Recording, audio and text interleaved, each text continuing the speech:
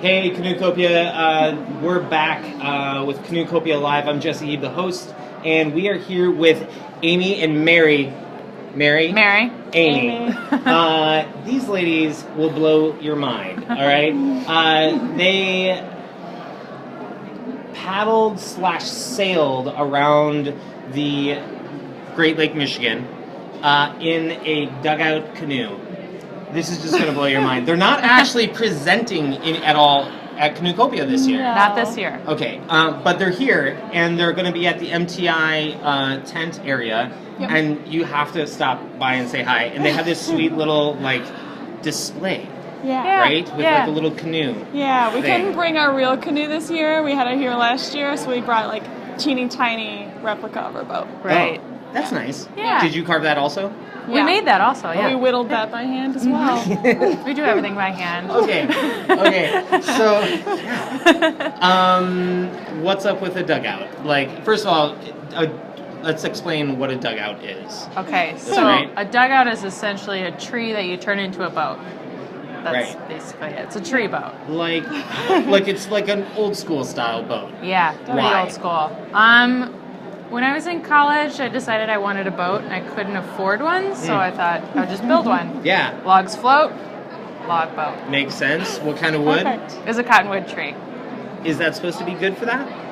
I think it's in the spectrum. With my deep Google searches I did in research, that was one of the species I was looking for in the area. Okay. And a friend let me shop around for a tree off his property, and cottonwood happened to be the right size I was looking for, so he cut it down for me the next week. That's great. Yeah. Okay, did you also carve? I did not. So Mary was hacking away at this log for 2.5 years before we even came up with the idea to go around the lake. And that was not until it was starting to actually look like a boat and not a tree. Right. But once that shape was formed, we're like, hey, we need to do something with this boat. So Something big. Yeah. an idea formed. So who had the idea? We don't remember who said it. Okay. It was said, and I know I was sold on it right away. We need to take this boat around Lake Michigan. And I was like, that was a crazy thing that was said. I'm not serious about this. I made her pinky Let's promise. do this. I'm serious. Yeah, you're best friends. Yeah. So you couldn't go back on that. Right. Once So you made the it promise. was something bringing that it up. kept coming up, and so it was something that was definitely in the back of both of our minds for a long time. And eventually, we were both going to be graduating from college, and we're like, all right, the summer after we graduate, we're not lining anything up. We're going on this trip. It's happening. Yeah. And so we started to think more serious about it and started planning. Did your parents try to stop you? I feel like that would have been a fair thing to do. The moms were terrified. Yeah. Right. I didn't tell my mom for a long time. She did not know until we had quite a few things already laid out. So I had something to present to her. Oh, well, that's this good. is how we're doing it. This I wouldn't is have what told my we're parents doing. at all. I told my parents immediately. And my mom didn't think it was actually going to happen until way later. Right. Yeah. So She didn't know you it was actually got serious. on. She was like, oh, Wait a man. minute. They're leaving. What are you doing? So scared. Yeah. Have you done this before? Have you sailed before? Have you what was your longest trip?